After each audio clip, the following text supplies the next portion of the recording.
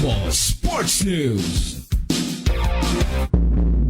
Ang Philippine National Taekwondo Team ay ibinahagi ang kanilang naging strategy matapos mag-uwi ng 6 na medalya sa nagpapatuloy na Southeast Asian Games 2025. May balita ang Star FM Manila.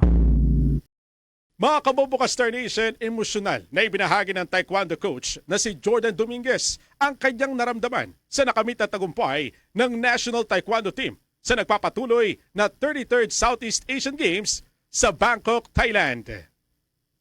Kabilang nga sa tagumpay ng kanilang nakamit ay ang pagkapanalo ni Justin Kobe Macario ng kauna-unahang gintong medalya ng Pilipinas sa edisyong ito. Sa panayam ng 102.7 Star FM Manila sa 2019 SEA Games Gold Medalist na ngayon ay coach na. Sinabi nito na noong nanalo siya ng gintong medalya, nandoon din si Macario na 17 years old pa lang noon.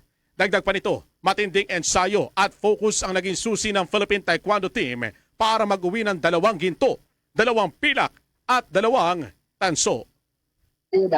Talagang the team is training together always. Lagi kami magkasama. Kahit magkakaibang event yan, magkakasama pa rin kami ng entertainment. Pero yung band nila, it's like family. So isa yun, pangkataas ng spirit ng bawat isa.